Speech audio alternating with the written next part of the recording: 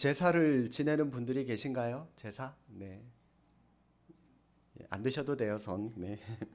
제가 알고 있는 권사님들 중에도 종갓집 며느리라고 하는 그 이유 때문에 원치 않는 제사를 지내다가, 물론 뭐 본인이 절은 안 했겠죠. 음식만 이렇게 차려주곤 했겠죠.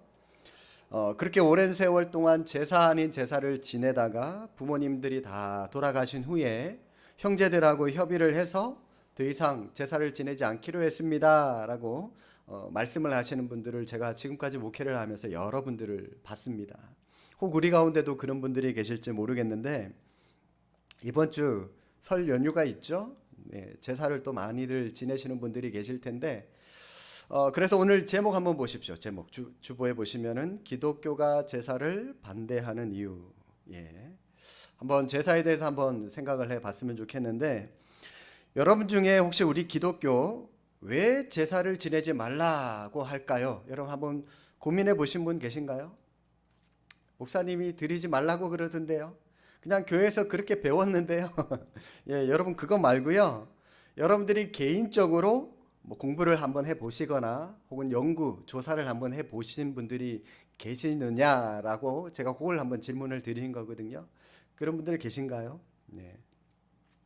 예, 있지만 쑥스러워서 안 되는 걸로 알고 있겠습니다.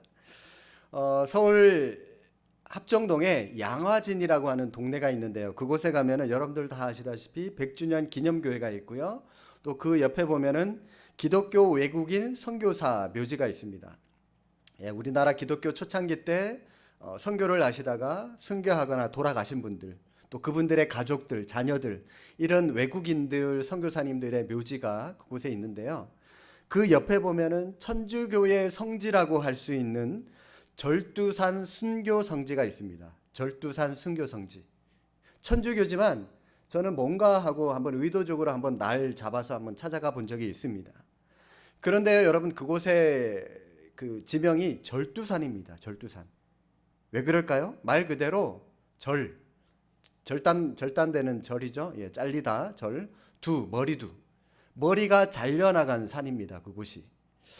우리나라 기독교가 1885년에 언더우드하고 아펜젤러에 의해서 우리나라 개신교가 시작이 되었습니다. 언더우드를 통해서 장로교가 시작이 되었고요. 또 아펜젤러를 통해서 감리교가 시작이 되었죠. 그런데 천주교는 서학이다, 서양 학문이다라고 하는 그러한 학문으로 우리나라 기독교보다 약 100여 년이 더 앞서요. 그래서 우리나라가 100년, 120년 됐다면 천주교는 약 한 230년, 220년, 우리보다 100년 정도가 훨씬 앞서요, 천주교가. 그래서 1779년에 정약용, 여러분 들어보셨죠? 정약전 형제들입니다. 이 사람들로 통해서 이 천주교가 우리나라에 처음 시작이 되었습니다.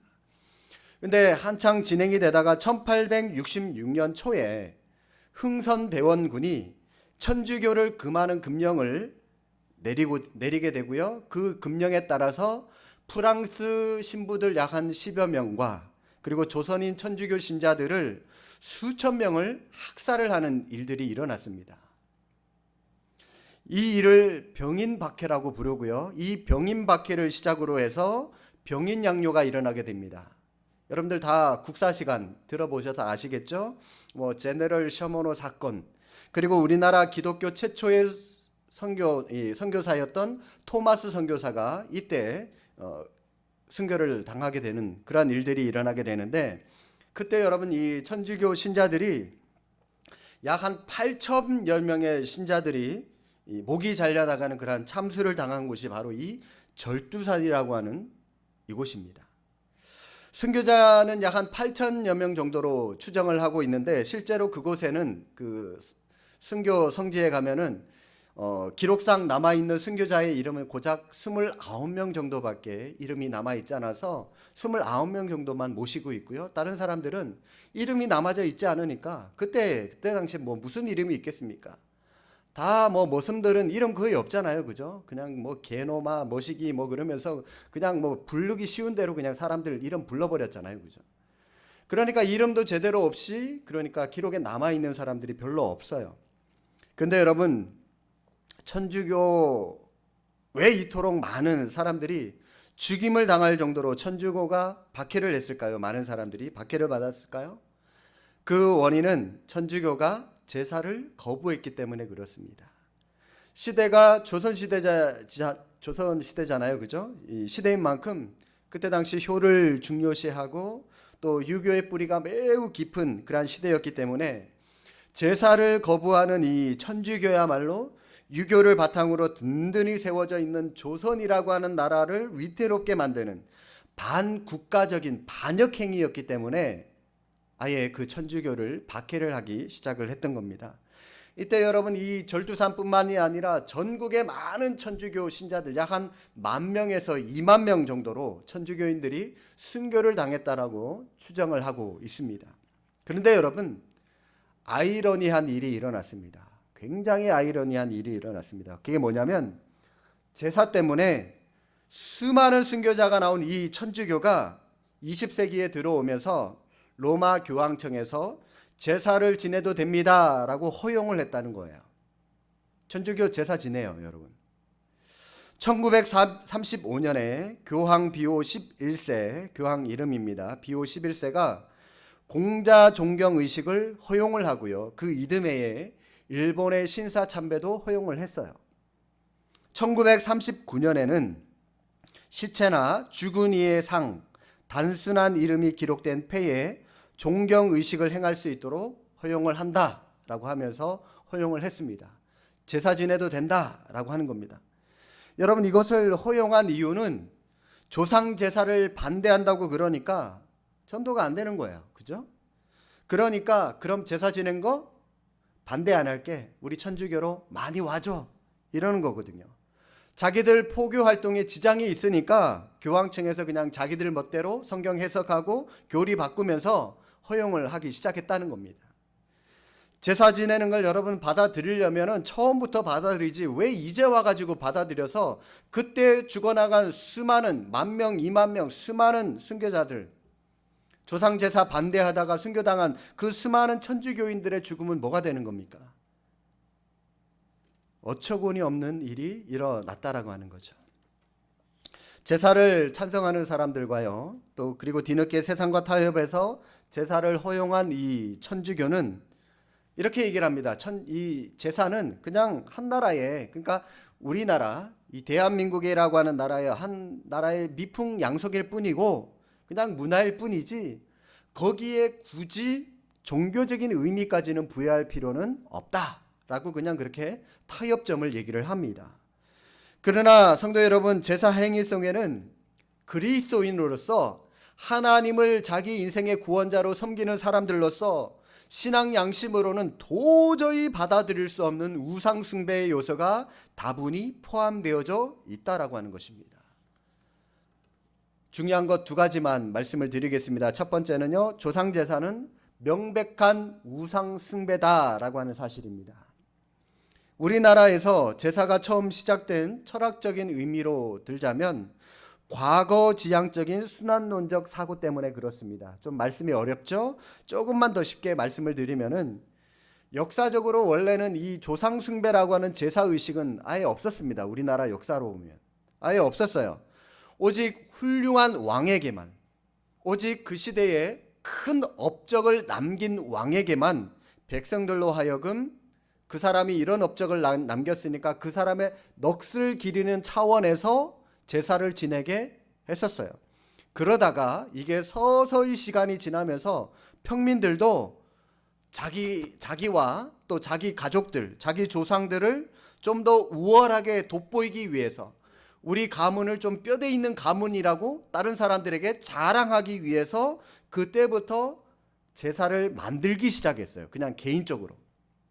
우리 집안도 제사를 지내서 저 왕이 저렇게 훌륭한 왕이었다면 우리 조상도 이 지역과 우리 유지를 위해서 큰 일을 한 그런 조상이야 라고 하면서 조상의 넋을 기리는 차원에서 자신의 가문을 좀 더 우월하게 드러내고자 하는 그러한 차원에서 시작되게 된 게 바로 이 제사의 출발점이라고 하는 겁니다. 그리고 여러분, 이 제사는 계급 차별적인 의미가 있습니다. 계급적으로 차별이 돼요. 제사는요, 그때 당시 왕에게 제사를 지낸다라고 해서 그냥 누구나가 다 원한다라고 해서 제사를 드릴 수 있는 게 아니었습니다. 선비 이상들만 제사를 드릴 수 있었고요. 일반 평민들과 천민들은 거기에 해당이 안 됐습니다. 그러다가 왕권에 의해서 교육적으로 강요하게 됩니다. 제사를 받는 훌륭한 사람이 되어라. 제사를 받는 훌륭한 가문이 너희 가문도 되어라. 라고 하는 이러한 식으로 그렇게 강요가 되었던 겁니다. 그래서 이 역시도요, 자신의 가문을 훌륭한 가문으로 타인들에게 더 돋보이게 하기 위해서 제사를 지내게 되었다라고 하는 겁니다. 이처럼 제사는 처음부터 본질이 서서히 왜곡되게 시작된 게 바로 이 제사의 출발점이라고 볼 수가 있습니다. 그러다가 유교와 만나면서 제사를 지내야만 효도하는 사람이고 조상을 존경하는 그러한 사람, 그러한 가문인 것처럼 교묘하게 포장이 되어서 이 제사를 더 좋은 것으로 만들어 버렸다라고 하는 거죠. 그러나 성도 여러분, 제사는 단순히 자기 가문을 우월하게 돋보이게 하기 위한 것이나 또 조상의 은덕을 기리는 차원을 넘어서 단순히 이것뿐만이 아닙니다. 조상을 신통력이 있는 자로, 소위 조상을 조상신으로 봅니다. 조상신. 그렇게 신으로 봐도 과언이 아닐 정도로 조상을 신통력 있는 어떤 신으로 보면서 그 조상을 숭배하는 의식이 바로 이 조상 제사입니다. 조상을 신으로 보고 그 신을 대상으로 한 신앙이고요. 결과적으로 그들에게 예배하는 행위이기 때문에 제사를 우리 기독교는 반대하는 겁니다. 불신자들이 제사를 지내는 이유가 뭡니까? 제사를 잘 지내야만 자신들의 조상들이 자신과 자신의 가문에게 올 어떤 재앙들, 집안의 불행을 막아준다라고 생각을 하고 있기 때문에 그렇죠. 반대로 제사를 안 지내면은 불행하고 큰일이라도 날 것처럼 그 사람들은 그렇게 생각을 합니다. 이처럼 제사 행위 속에는 조상을 신령한 자로 숭배하는 그러한 의식이 다분히 담겨져 있는 것입니다. 그래서 제사를 지낼 때에 조상의 위패나 무덤 앞에 절하는 거잖아요. 그죠? 이것은 여러분 하나님 자리에 하나님이 아닌 다른 신, 즉 조상신을 하나님의 자리에 올려놓는 것과 같은 겁니다. 하나님 외에 다른 대상을 숭배하거나 그를 신적인 위치에 올려놓는 것, 우리가 금방 읽은 십계명 여러분 보시죠. 십계명 제1계명 하나님 외에 다른 신을 내게 두지 말라 이 말씀하고요. 제2계명 우상을 만들지 말고 그것들에게 절하지 말며 섬기지 말라. 1계명과 2계명을 철저하게 어기는 겁니다, 여러분. 이 조상 제사 이 자체는. 그러므로 조상을 신적 위치에 올려놓고 그 앞에 절을 하며 제사하는 행위는 명백한 우상 숭배가 되는 것입니다. 우리 기독교는 조상의 영이 복과 화를 우리 인간에게, 우리 후손들에게 내려준다라고 하는 것 받아들일 수가 없습니다. 설령 여러분 진짜 조상신이 있다면 자기 후손들에게 진짜 복을 내려줘야죠. 그깟 그 제사 일에 따라서 밥 주고 안 주고에 따라서 화를 내리면 여러분 그게 조상이라고 할 수 있습니까? 할 수 없어요. 우리 인간의 생사화복은 전적으로 하나님께 날린 것이지 조상은 전혀 관여하지 못합니다. 따라서 우리의 예배 대상은 오직 하나님밖에 없는 줄로 믿습니다. 제사를 드릴 때 마치 산 사람에게 음식을 차려 놓는 것과 마찬가지로 제사상을 막 차려 놓습니다. 조상신이 내려와서 음식을 먹는다라고 생각을 하고 그렇게 차려 놓는 것 같은데, 이처럼 죽은 조상이 이승까지 내려와서 그 음식을 먹고 간다라고 생각하는 것은 죽은 자의 영혼은 마음만 먹으면 이승과 저승을 자기 마음대로 왔다 갔다 할 수 있는 것처럼 우리는 생각하기 때문에 그렇게 음식을 차려 놓는데, 여러분 과연 죽은 자의 영혼 자기 마음대로 왔다 갔다 할 수 있을까요? 그렇지 않습니다. 성경에 한 가지 예만 드리겠습니다. 누가복음 16장에 보면은 거지 나사로와 부자 이야기가 나오죠. 나사로는 죽어서 아브라함의 품에 갑니다. 우저줌으로 치면 천국에 들어가게 되고요. 부자는 음부, 지옥에 가게 됩니다. 음부에 있는 부자가 너무나도 고통스러우니까 하나님께 요청을 하죠. 하나님, 저 천국에 있는 나사로를 나의 형제들에게 보내셔서 지옥에 오지 않도록, 제발 이 음부에 나처럼 와서 이렇게 고통받지 않도록 제발 저 나사로를 좀 보내서 증거자가 좀 되게 해 주십시오 라고 그런 요청을 합니다. 그러나 하나님은 그 부자에게 모세와 선지자들의 말씀이 있다, 즉 구약 성경책이 있으니까 굳이 사람이 내려가지 않아도 된다라고 하면서 이 부자의 요청을 거절하게 되죠. 만약 저승에 있는 부자가 이승과 저승을 자기 마음대로 왔다 갔다 할 수 있다면 하나님께 왜 그런 요청을 했겠습니까? 할 수 없으니까 요청을 했겠죠. 이처럼 성경은 죽은 자의 영혼은 이 세상에 머물 수 없습니다. 죽는 즉시 하나님 앞으로 가게 되고 하나님 앞에서 즉시 천국에 가든지 지옥에 가든지 그 영혼은 자리를 배정받게 되는 겁니다. 성경은 한결같이 이것을 우리에게 가르쳐주고 말씀하고 있습니다. 그러므로 죽은 자의 영혼은 이 세상과 절대로 교통할 수 없고 따라서 세상 사람들에게 어떠한 영향력도 끼칠 수가 없다라고 하는 사실입니다. 그리고 여러분, 제사를 지낼 때에 조상이 오는 것이 아니라 마귀가 옵니다. 마귀가 그 조상처럼 해서 우리에게 다가오는 거예요. 실제로 영안이 밝은 목사님들이 제사 지낼 때에 그 제사상 위를 보면 막 귀신들이 막 날아다니는 게 보인다고 그러더라고요. 오늘 성경 말씀 여러분 고린도전서 10장 20절 말씀 다시 한번 보십시오. 고린도전서 10장 20절. 무릇 이방인이 제사하는 것은 누구에게 하는 것이라고요? 귀신에게 하는 것이고요. 하나님께 제사하는 것이 아니고 나는 너희가 귀신과 교제하는 자가 되기를 원하지 아니하노라. 제사를 지낼 때 조상이 오는 것이 아니라 귀신이 온다, 귀신에게 하는 것이다 라고 분명히 성경도 말씀하고 있습니다. 따라서 제사를 지낼 때 자주 지내는 사람은요, 이유야 어떻든 결과적으로 10절 하반절에 제사 지내는 게 뭐 한다고요? 귀신과 교제하는 것이다 라고 말씀합니다. 교제하는 것. 따라서 시간이 지나면 지날수록, 제사를 지내면 지날수록 그 사람이 하는 짓은 귀신과 교제하는 짓이기 때문에 귀신이 하는 짓을 그 사람도 그대로 행하게 되는 겁니다. 귀신이 어떤 짓을 합니까?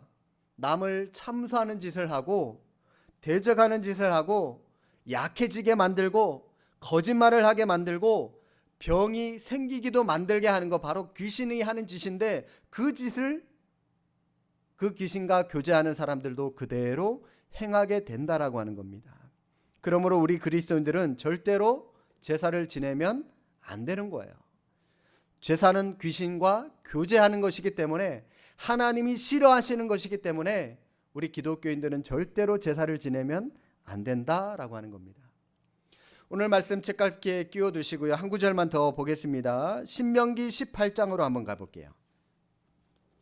신명기 18장 11절 말씀인데 구약성경 290페이지입니다. 290페이지 신명기 18장 11절 말씀 찾으셨습니까? 예, 한 목소리로 합독하겠습니다. 진언자나 신접자나 박수나 초혼자를 너희 가운데에 용납하지 말라.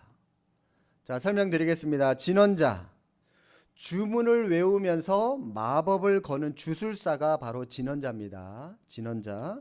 신접자, 죽은 자의 영혼을 불러내서 그 사람에게 묻는 사람입니다.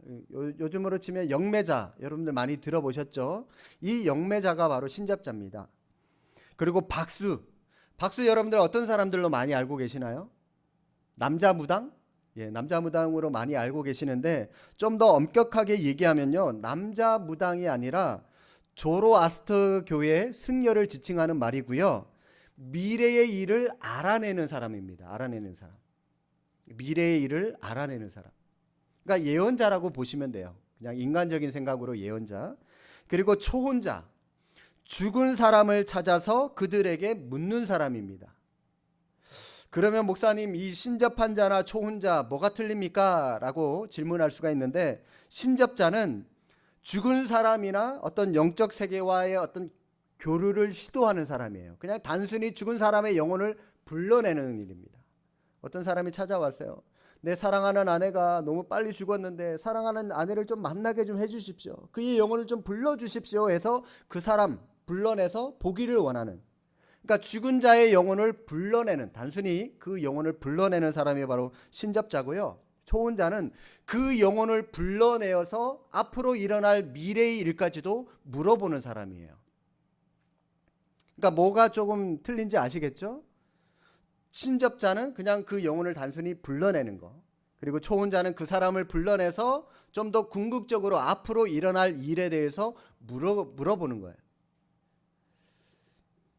이 사람들을 어떻게 하라고요? 하반절에 너희 가운데 절대로 용납하지 마라. 자, 여러분 이것만 보더라도 죽은 자와 교통하는 것 자체가 얼마나 반기독교적이며 하나님께서 싫어하시는 행위인지 여러분들이 아시리라고 짐작이 됩니다. 자, 우리는 하나님의 영이신 성령님, 그리고 하나님의 지시를 따르는 영적 존재 천사, 이 두 부류 외에는 어떤 존재와도 우리는 영적인 교류를 가질 수가 있다 없다? 가질 수가 없는 겁니다. 그러므로 죽은 조상에게 제사하는 것은 명백히 성경의 가르침에 위배되는 행위라고 하는 거 여러분들 꼭 기억하시기를 바랍니다. 자, 두 번째 제사는 부모에 대한 순종이나 효도와는 별개의 것이다 라고 하는 사실입니다. 어떤 사람이 이렇게 얘기를 합니다. 기독교가 그토록 효도의 종교라면서, 여러분 제5계명이 뭐죠? 제5계명 내 부모를 공경하라? 네, 맞습니다. 공격하라가 아니라 공경하라 합니다. 네. 내 부모를 헷갈리네. 공경해라. 예.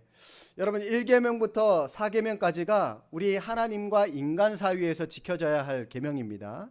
제5계명부터 10계명까지가 인간 대 인간 사이에서 지켜져야 할 계명입니다. 그런데 인간 대 인간 사이에서 지켜져야 할 제 첫 번째 우선순위 5계명, 그게 뭡니까?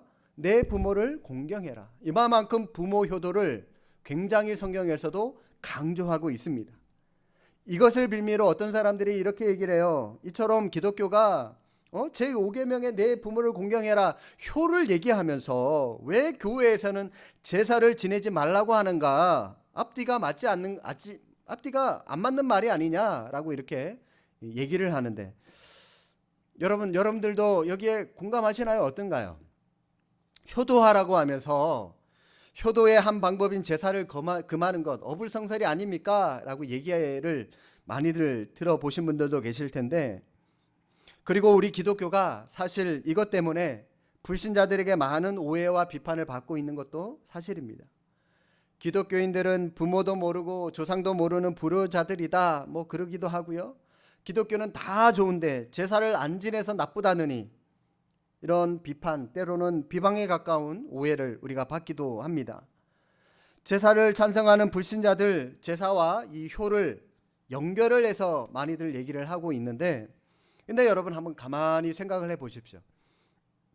제사라고 하는 것은 효에 대한 유교적인 생각일 뿐이지 결코 보편타당한 일반적인 생각은 아니다라고 하는 사실입니다. 이해가 되십니까? 여러분 진정한 효가 뭘까요? 여러분 상식적으로 생각을 해보십시오. 효가 뭘까요? 상식적으로 이 효라고 하는 것은 부모님이 살아계실 때에 잘 모시는 것이지, 돌아가시고 나서 잘 해드리는 것, 돌아가시고 나서 제사상 정말로 상다리가 휘어질 정도로 여러분 차려드리는 것, 여러분 이게 효도일까요? 어떻습니까? 제 말에 동의하십니까? 살아계실 때 부모님 속 썩이지 않고 마음 편하게 모시는 것, 여러분 이게 진짜 효도지 않습니까? 살아계실 때 부모 가슴에 망치질, 해머질, 들이질, 도끼질, 이 못이란 못은 다 박아놓고 돌아가시고 나서 뒤늦게 후회하면서 무덤 앞에 몇백만 원짜리, 몇천만 원짜리 비석 세워놓고 정말로 풍성한 음식, 제사상 차려놓는다고 그게 진정한 효도일까요? 그렇게 한다고 해서 이미 돌아가신 부모님에게 무슨 유익이 있습니까? 제사상 횟수가 많아진다고 부모님들이 살아서 돌아오십니까? 그렇지 않잖아요. 그죠? 따라서 여러분 이 부모님에 대한 효도 때문에 제사를 지낸다라고 하는 것은 상식적으로도 결코 일반적인 윤리가 아니다라고 하는 사실입니다. 이에 대해서 기독교는 내 부모를 공경해라, 이 말씀처럼 진정한 효는 부모님이 살아계실 때에 공경하는 것이고 순종하는 것이다 라고 가르치고 있는데, 이것이야말로 우리의 일반적인 생각과도 일치하는 보편 타당한 하나님의 말씀이다 라고 하는 사실입니다. 에베소서 6장 1절에 이런 말씀이 있습니다. 자녀들아, 주 안에서 너희 부모에게 순종하라, 이것이 옳으니라. 우리 부모님께 순종해야 돼요. 부모님께 공경하고 부모님께 당연히 순종해야 됩니다. 그런데 어디 안에서요? 주 안에서, 주님 안에서. 부모님께 순종하되 주 안에서 순종하라 라고 분명히 말씀하고 있습니다. 그러나 제사라고 하는 것, 주님이 원하신다 안 원하신다? 주님이 원치 않는 것이기 때문에 결코 주님 안에서 행하는 진정한 효도가 될 수 없다라고 하는 것입니다. 하나님의 뜻을 거스르면서까지 제사하는 것, 참 효도가 될 수 없습니다. 조상 제사는 효도라고 하는 것을 전혀 받아들이지 못하는 죽은 자에게 하는 것이기 때문에 주 안에서 부모에게 순종하는 행위가 절대로 될 수가 없다라고 하는 사실입니다. 사랑하는 성도 여러분, 제사 문제 단순히 한 나라의 문화나 풍속 차원에서 접근할 수 있는 문제가 아니다라고 분명히 말씀을 드렸습니다. 제사 행위 안에는 그리스도인으로서, 믿는 자로서 도저히 받아들일 수 없는 우상 숭배적인 요소가 틀림없이 포함되어 있고, 또 성경의 가르침에 위배되는 사상이 분명히 포함되어져 있습니다. 이제 이번 주간 즐거운 명절 설 연휴가 끼어 있는데, 여러분은 어리석은 자들처럼 하나님을 배도하거나 우상 앞에 무릎 꿇지 마시고 진리 위에서 다시금 하나님의 말씀 위에 든든히 서 나가는, 또 그 말씀 안에서 우리 가족들, 모처럼 만나는 친지들, 하나님을 예배하며 찬양하는 자리로 나아가는 복된 설 연휴가 될 수 있기를 주님의 이름으로 축복합니다. 기도하겠습니다. 사랑의 하나님 아버지, 하나님은 저희들에게 사랑하는 가족과 또 친지들과 함께 즐겁고 행복한 시간들을 보내라고 민족의 명절을 허락해 주셨는데, 오히려 아둔하게도 귀신에게 절하며 친지들과 모인 자리에서 형제들과 서로 다 싸우며 다투는 우리의 어리석은 모습들을 많이 보게 됨을 주님 앞에 고백합니다. 이번 명절에 이 땅의 수많은 주님의 백성들, 하나님을 배도하거나 우상 앞에 무릎 꿇는 일이 없도록 주께서 인도하여 주시며, 오히려 주님의 복음을 전하며 나누는 복된 시간, 귀한 시간 될 수 있도록 우리 주님 인도하여 주옵소서. 무엇보다도 코로나로부터 주님의 백성들 지켜주시고 주 안에서 즐거운 명절 보낼 수 있도록 함께하여 주옵소서. 예수님의 이름으로 기도하옵나이다. 아멘. 다 함께 찬송가 84장 찬양하겠습니다.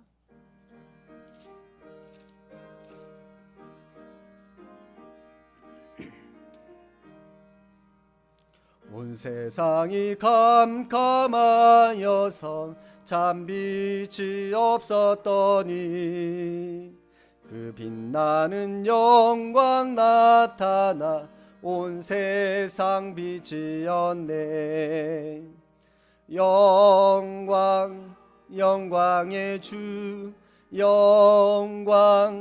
영광의 주, 밝은 그 빛 내게 비추었네.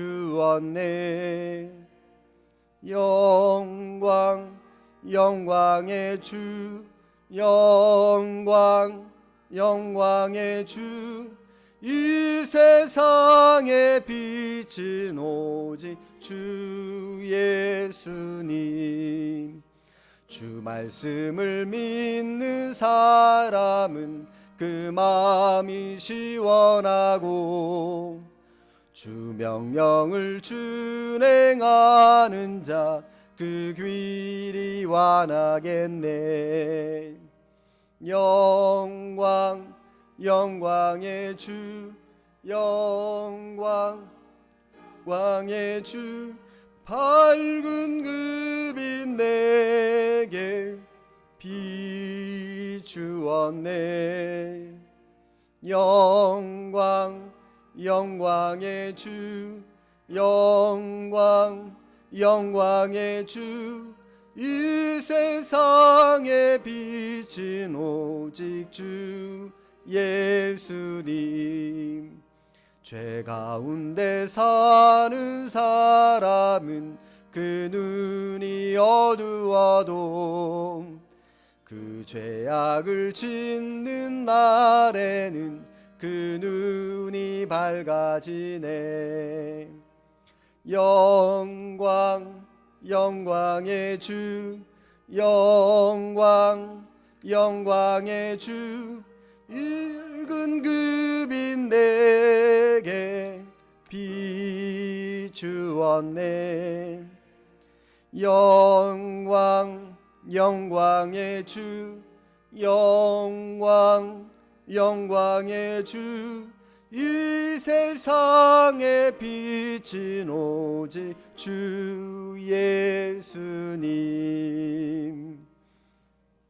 이제는 우리 주 예수 그리스도의 은혜와 하나님 아버지의 무한하신 사랑하심과 성령님의 감화감동 교통하심이 설을 맞아 가족 친지들과 함께 주님을 모시고 하나님을 예배하며 귀한 시간 나누길 원하는 사랑하는 주님의 백성들 머리머리 위에 이제로부터 영원 무궁토록 함께 있을지어다. 아멘.